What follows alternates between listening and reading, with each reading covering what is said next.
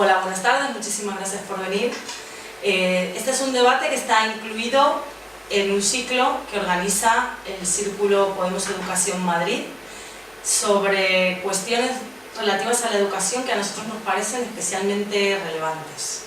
Se dieron ya 2 debates que ocurrieron en La Morada, que es un lugar que conocéis que está en la Arganzuela, y este es el tercero.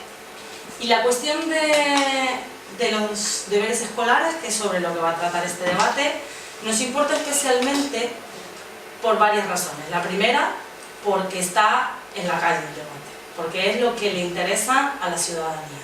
Porque si nosotros vamos a la puerta de los coles, allí donde van todos a recoger a sus hijos y tal, esta es la cuestión sobre la que los padres están hablando, la preocupación principal. Y es lógico que un grupo de personas como es el Círculo Podemos Educación Madrid, cuya intención consiste justamente en enlazar un proyecto educativo con la necesidad real de la comunidad educativa, o sea, construir la educación de abajo arriba, desde la gente hacia la ley, y no al revés como se está intentando hacer, pues es claro que la idea es venir a preguntar, a debatir y a charlar con la gente que está involucrada directamente en el asunto. Entonces hemos propuesto esta cuestión.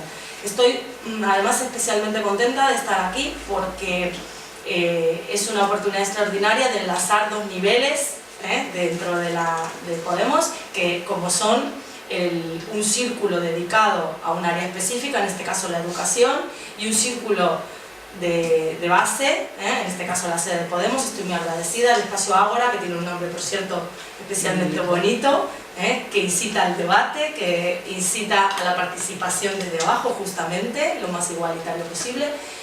Y la idea entonces hoy es traer aquí la opinión de 2 profesionales de la educación que están en el día a día de la educación, que tienen un criterio formado respecto de esta cuestión, que está fundamentado y que nos lo van a exponer, pero su intención es simplemente avivar la reflexión sobre la cuestión. Lo interesante en este tema de hoy es que ustedes hagan sus aportaciones, que nos digan cuáles son sus opiniones, que nos hagan las preguntas, que cuestionen la situación y que nos permitan avanzar, que nos permitan dar unas respuestas en una determinada dirección. La primera intervención de hoy va a ser la de Agustín Alcocer, es compañero también, pero además fundamentalmente él es psicólogo, él es orientador, está trabajando en un equipo de orientación en una región del sur de Madrid, en la zona de Leganés, tiene además una formación específica en áreas de integración como audición y lenguaje, maestro especialista en audición y lenguaje, y tiene una larga trayectoria que respalda la razón por la que nosotros hoy estamos honrados en recibirlo. Nos va a decir cuál es su punto de vista sobre si los deberes sí o no.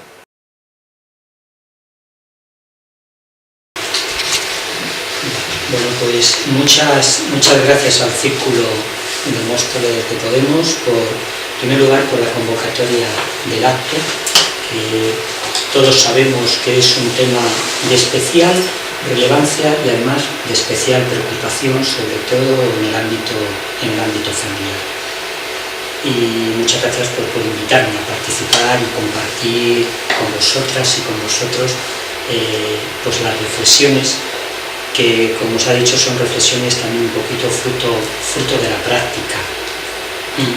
Antes de responder a la pregunta si son necesarios los deberes, yo creo que conviene que nos preguntemos qué está pasando con los deberes, qué tipo de deberes o qué.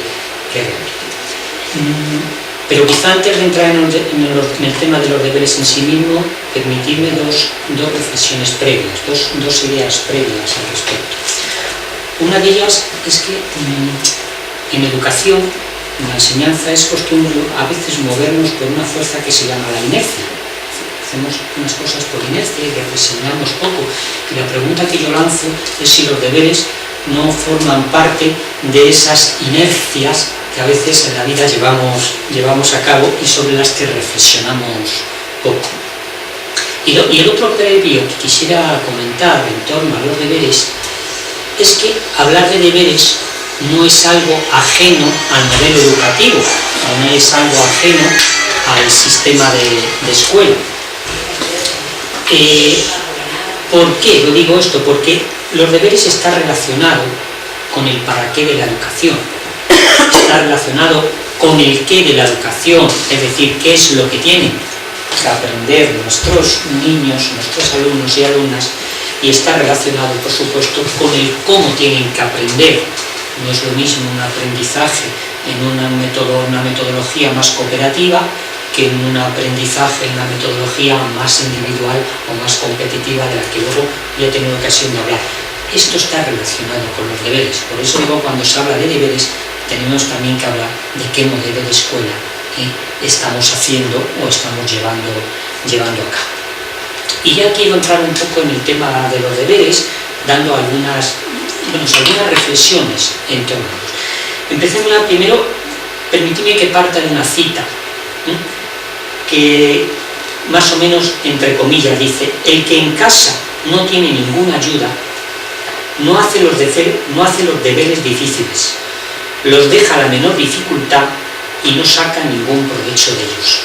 Lo peor es que el que no hace los deberes corre el riesgo de suspender. Los deberes así son instrumento para seleccionar. Cierro comillas.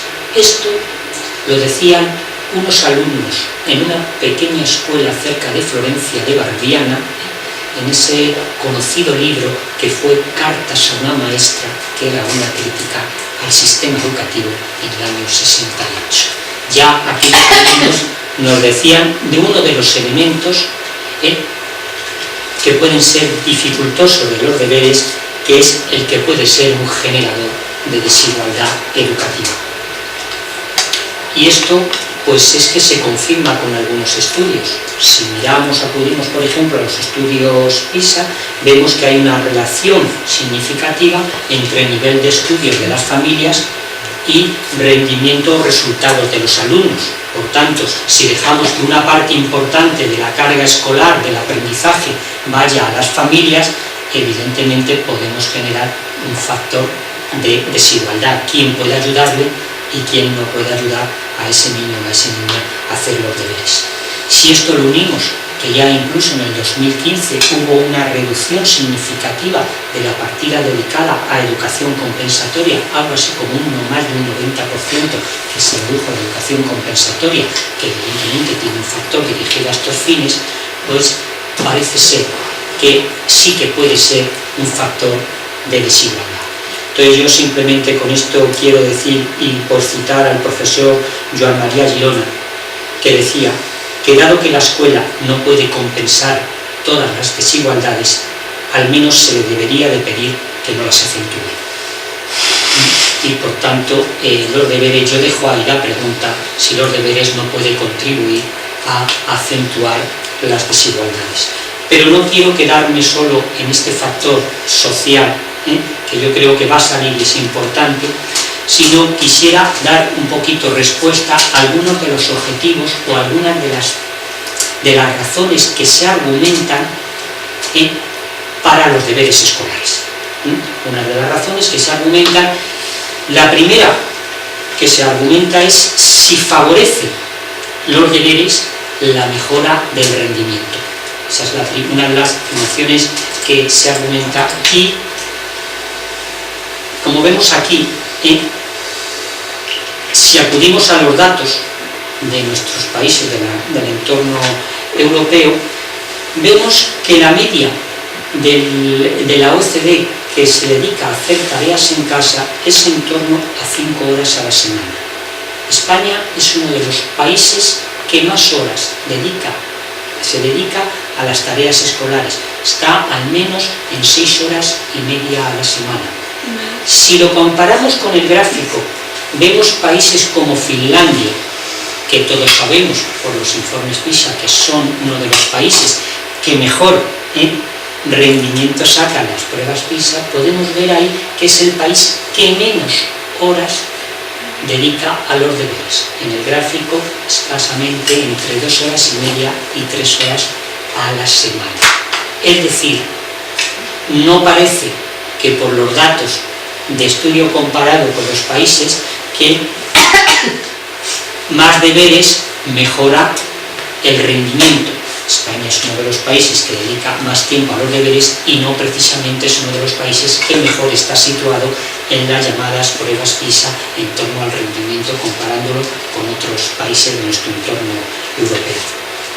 Y ese es un estudio, pero hay otros estudios que correlacionan o que hablan de estos datos. Por ejemplo, Harry Cooper, de la Universidad de Duke, hablaba de que había una escasa correlación, una nula correlación entre mejora del rendimiento y tareas escolares en los niños de primaria. Y ligera correlación entre deberes y el rendimiento en los niños de secundaria. Y también señalaba estos estudios que un exceso de deberes tampoco contribuía a un mejor rendimiento, sino todo lo contrario, pudiera producir un peor rendimiento. Parece entonces que el argumento que se está utilizando de más deberes, mejor rendimiento educativo, los estudios tienden a confirmar que no ocurre. Esa es una razón. Y la otra, que también argumentamos a veces, es si más tiempo, bueno, pero más tiempo, si se dedica más tiempo al aprendizaje, se producirá un mejor aprendizaje. Más tiempo niños trabajando, dedicando con codos a estudiar, si va a haber un mejor aprendizaje. No parece tampoco que los datos, que la mejora del aprendizaje sea una cuestión de tiempo. La mejora del aprendizaje, ¿por qué no es una cuestión de tiempo? Porque están involucradas unas capacidades que tienen que ver con la comprensión y que tienen que ver con la creatividad. Permíteme que ponga un gráfico que puede ver claramente. En función, esto es un estudio que ya se hizo hace muchos años por Edgar Gale, pedagogo estadounidense, donde nos refleja, en función de cómo se aprende, lo que al final somos capaces de recordar o de memorizar al término más o menos de las 2 semanas, que es lo que somos capaces, de lo que al final nos hemos quedado, con qué aprendizaje nos hemos quedado. Pues si vemos el gráfico se ve claramente que solo aquello que leemos terminamos recordando un 10%. Pero si vamos dándole más significatividad a cómo aprendemos, es decir, si lo que aprendemos es porque lo vemos y por qué lo oímos, por ejemplo, como por caso esto, pues proyectar una película en torno a un determinado aprendizaje, somos capaces de recordar el 50%. Pero vamos más allá, si lo que decimos, es decir, comentamos a otros, seríamos capaces de recordar ese 70%.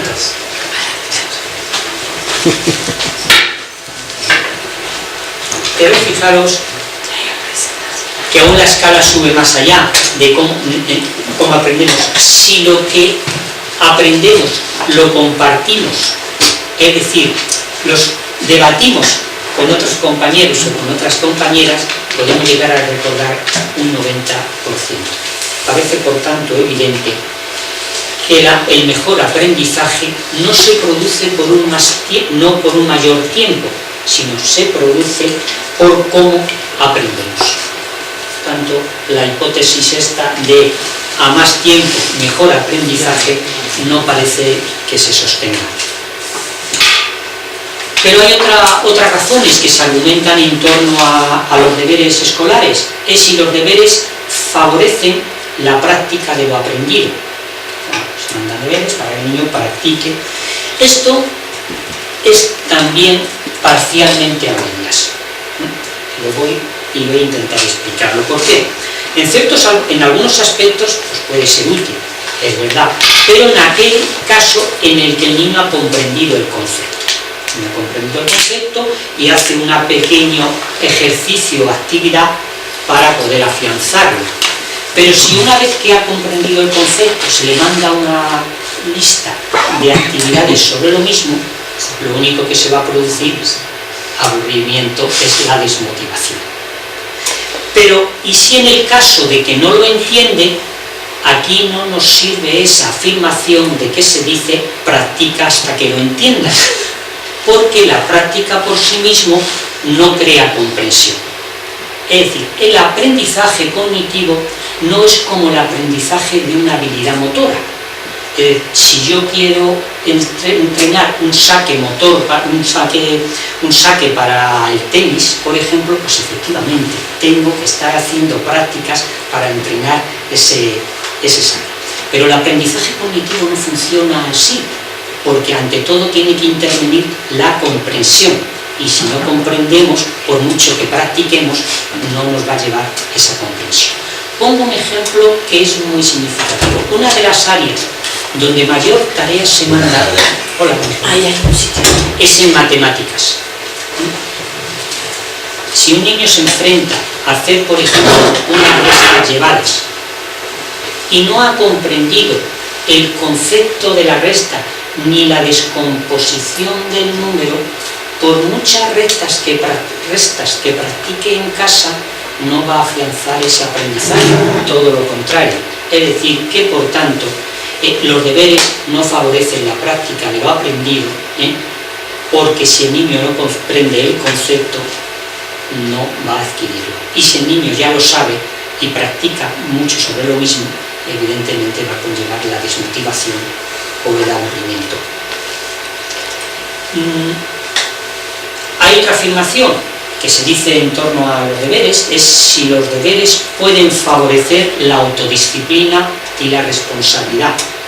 Los deberes para que el niño se habitúe, tenga hábitos de trabajo, favorezca la autodisciplina. Aquí permitidme igual que haga algunas salvedades al respecto. Porque, por citar a Ponte, que es este autor del libro El mito de los deberes, que recomiendo su lectura, pues él nos dice que los deberes solo enseñan a hacer lo que otros te dicen que hagas. Y en parte tiene razón. ¿Por qué?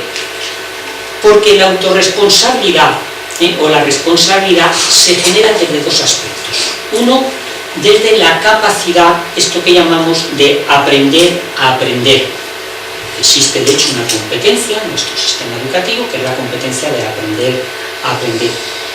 ¿Qué es lo que hace? La importancia que tiene en este caso es que el alumno sea capaz de planificar, de controlar y evaluar su propio proceso de aprendizaje.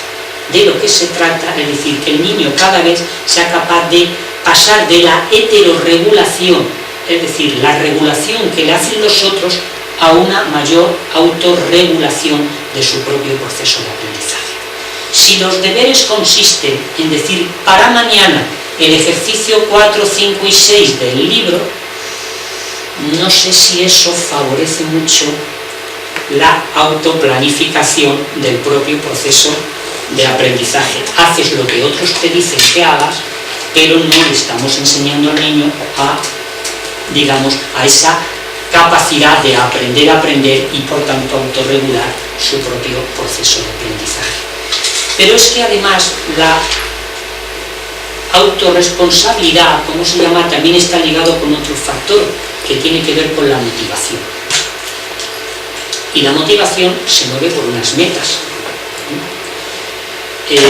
Y todos sabemos que hay una motivación externa y ahí tenemos también una motivación interna para hacer cualquier tarea. Yo en esto pongo un ejemplo, que es el ejemplo del trabajo. Quien tiene hoy la suerte un poco de trabajar, no es lo mismo si el trabajo le gusta o si ese trabajo que hace no le gusta. Si el trabajo no le gusta, tiene una motivación externa que es lo que te van a pagar al final de mes para poder vivir. Pero si el trabajo te gusta, evidentemente vas a rendir de una manera diferente, vas a trabajar de una manera diferente. Es decir, vas a tener más autorresponsabilidad en tu trabajo cuando hay una motivación, y en este caso una motivación interna, que cuando no hay motivación. y por tanto tenemos que tener en cuenta el factor motivacional, porque el factor motivacional no es algo exclusivo del alumno. La motivación se produce por la interacción entre el alumno y el entorno escolar y el contexto escolar. No hay alumnos motivados y alumnos no motivados y clasificamos así, no, es muy... la motivación depende de la interacción que el alumno establece con ese contexto escolar. Por tanto, es un factor fundamental la motivación para generar autorresponsabilidad o lo que se llama autodisciplina, en este caso. Y voy a citar algún dato. ¿Por qué? La motivación está muy ligada a la autoestima. La falta de motivación, evidentemente, una de las fuentes de falta de motivación es esa falta de autoestima. Es la dificultad, es la incomprensión de una tarea, genera también desmotivación. Y por supuesto también la falta de interés y sentido para realizar las tareas. Y aquí hay algunos estudios que ponen de manifiesto también esto. Concreto, por ejemplo, en un estudio que se ha realizado en la Comunidad Foral de Navarra, en el marco del Consejo Escolar sobre deberes escolares, un estudio que se mandó a hacer, a una de las preguntas que se les hace a los alumnos de secundaria, solo el 9% opinan que las tareas escolares son interesantes. Es decir, la motivación interna no parece que sea un elemento que esté creándose en los estudiantes de la enseñanza secundaria. Porque evidentemente, para que se produzca una autonomía en el proceso de aprendizaje, tiene que haber un protagonismo en ese proceso de aprendizaje. El alumno en todo momento tiene que saber para qué está haciendo esa tarea, ser consciente del objetivo, de la finalidad que tiene esa tarea. ¿Cuántos niños y niñas nos dicen: es que yo no sé para qué tengo que hacer esto? No son conscientes de la finalidad de la tarea, por tanto es difícil en ese caso el que se produzca motivación. Y es que la motivación está relacionada con la atención. Hay un psicólogo, Robert Silvester, lo define en una frase muy sencillita y que yo creo que compartimos. La emoción dirige la atención y la atención dirige el aprendizaje. Es decir, sin motivación no hay atención y sin atención no hay aprendizaje. Voy a otra afirmación en torno a los deberes y quiero ir poniendo, que es un poco esta que se dice: no, si no se mandan deberes, no se mandan o tareas diferentes, es lo que el niño no ha terminado en clase o en el colegio. Otra afirmación que se suele utilizar. Permitidme que aquí pues sea bastante crítico esto. Sea bastante crítico, porque esto lo único que hace es cargar a los alumnos más lentos o con más dificultades de aprendizaje de más tareas. Una madre me decía no hace tiempo, ¿qué ocurriría si lo hiciéramos al revés? Es decir, si una tarea que no ha terminado en casa, pues esta imagen que aparece aquí, la niña que no quiere comerse esta verdura, se la mandamos al colegio para que se la termine. Parece una broma, ¿verdad? Pero es que se podría entender también el argumento de es que no lo ha querido hacer en el cole, que lo termine en casa. No parece que sea una razón solvente, en este caso, para mandar tareas escolares. Y sobre todo, insisto, porque son los niños más lentos, los niños con más dificultades, los que al final se llevarían más tareas. Y voy a terminar haciendo una referencia, una de las razones al impacto emocional que tienen las tareas escolares en los niños y jóvenes. Y aquí me voy a volver a remitir a un par de estudios que he sacado, pero hay algunos más. Uno de ellos es el que hizo en el año 2007 Galloway y Popper sobre un estudio en secundaria donde se ponía de manifiesto que el 67% de los alumnos el estrés provocado por el colegio estaba relacionado con los deberes escolares. Es decir, ese estrés que todo el mundo en un momento determinado, pues en un porcentaje de un 68% estaba sobre todo relacionado con las tareas escolares. Y además hay otro dato que es preocupante, es que casi un 56% de los niños que pasan de primaria a secundaria ante las exigencias de las tareas escolares abandonan bastantes actividades o hobbies que sí practicaban en la primaria. Y esto nos tiene también que hacer un poquito reflexionar. Pero tenemos incluso estudios de la propia Organización Mundial de la Salud, que ya han salido, y se han hecho algunos de estos públicos, en torno también al factor de agobio, por así decirlo, que provocan los deberes en los niños y las niñas. En este estudio se pone de manifiesto que los niños y las niñas en torno a los 11 años, pues prácticamente un 34% de las niñas y un 25% de los niños se sienten agobiados por los deberes. Pero si nos vamos a los 13 años, este agobio empieza a estar en torno al 55 y al 50 o 56% de niños y niñas. Y si nos vamos a los 15 años, el agobio está más o menos en un 70% en las niñas y en un 60% en los niños. Es decir, el agobio o el estrés que provocan los deberes va aumentando a medida que aumenta la presión escolar.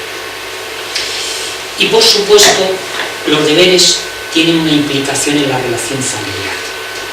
Y yo creo que es un tema que va a salir, posiblemente porque yo, que soy orientador, pues recibo algunas afirmaciones de las familias, y son conocidas algunas frases como: ponernos a hacer las tareas es todo un tema. Cuando hacemos los deberes siempre terminamos peleando. Con las tareas empezamos bien, pero al final es una batalla. Y en el mejor de los casos, algunas familias me dicen: yo no sé explicarlo, no sé qué métodos usan ahora. Por tanto, los deberes en muchas ocasiones también crean un ambiente tenso, o al menos no favorable, de una mejora de la relación entre padres e hijos.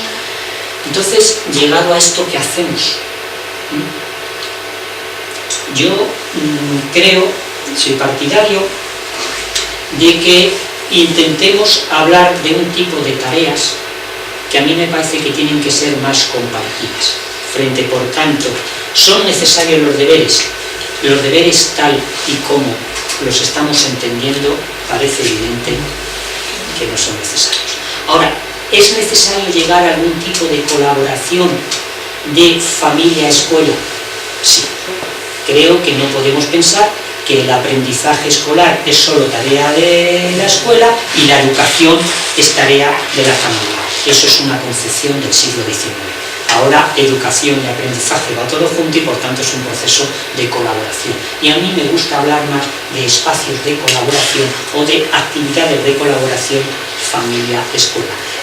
¿Qué serían algunas de estas tareas? Pues serían, sobre todo, tendrían un sentido de favorecer esto que llamamos competencias básicas o competencias claves en cualquier niño, es decir, que los aprendizajes se puedan generalizar a otro tipo de contextos. Todo aprendizaje, para que realmente sea competente, es porque se convierte en un aprendizaje útil y se puede llevar a cabo en diferentes contextos. Es ahí, desde ese sentido, donde yo sí creo que tienen sentido las tareas, no los deberes, que podríamos llamar de colaboración familiar-escuela. Algunas características de estas tareas, pues tienen que ser tareas que evidentemente permitan la planificación del tiempo libre del niño y de la familia, porque lo que ocurre es que ahora muchas tareas invaden el tiempo libre de las familias. Creo que tienen que ser tareas que fomenten la curiosidad, la sociabilidad. Creo que tienen que ser tareas dirigidas a fomentar el gusto por la lectura, no la obligación por la lectura. Creo que tienen que ser tareas que tengan un carácter voluntario, y ahora explicaré por qué. Creo que tienen que ser tareas que tengan en cuenta la diversidad del alumnado.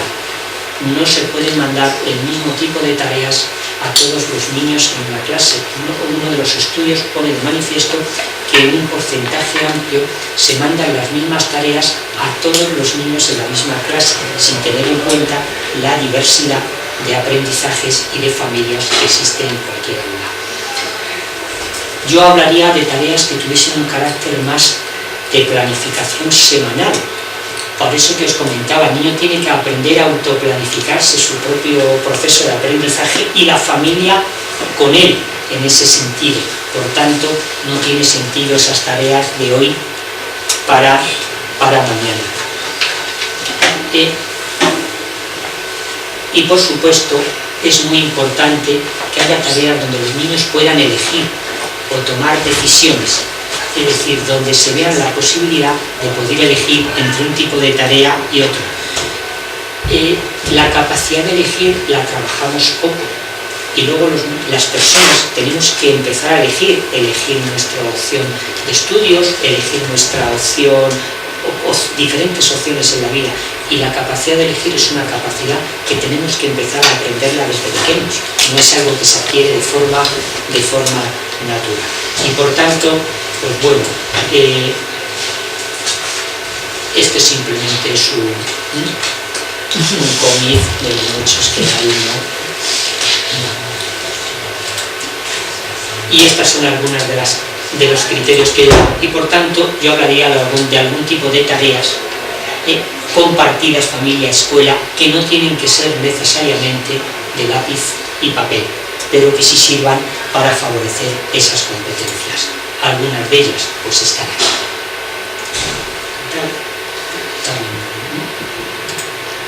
Leer sin tener que hacer un producto. Es importante la lectura, pero no a veces de cada vez que hacemos una lectura tener que hacer un resumen. Pero esto lo he vivido siempre como algo, al final, qué horror, ¿no? Pero yo creo que la lectura tiene que ser también un gusto por leer, no tiene que convertirse toda la lectura en un resumen. Bien. Tareas como buscar información, como escuchar la radio, por ejemplo, y luego comentarle a los compañeros, compañeras algo que ha escuchado en la radio, ir al supermercado con la familia a comprar, vernos cuál es el producto más caro, cuál es el producto más barato, qué diferencia hay si lo compramos en este sitio o lo compramos en este otro. Eso desarrolla la competencia matemática. Ir a la calle y observar. La calle es un espacio para trabajar la observación, la curiosidad, compartir noticias de actualidad, es decir, encargarse de traer una noticia buscada en casa con la familia y contársela a los compañeros y las compañeras. Recomendar un lugar para ir de vacaciones, porque ya ha estado y entonces se ha hecho un mapa, fotografías de ese lugar y se lo comenta a los compañeros y compañeras. Hablar con los compañeros, simplemente quedar en casa de un amigo para charlar sobre un tema y luego contar a los demás de qué han hablado y cuáles han sido las conclusiones de ese tema. Trabajar con las cosas de casa, es decir, son muchos los tipos de tareas que podemos hacer. ¿Por qué termino? Para que se produzca educación es necesario aprendizaje significativo y participación. Sin aprendizaje significativo y sin participación no hay educación. Habrá solo instrucción. Muchas gracias.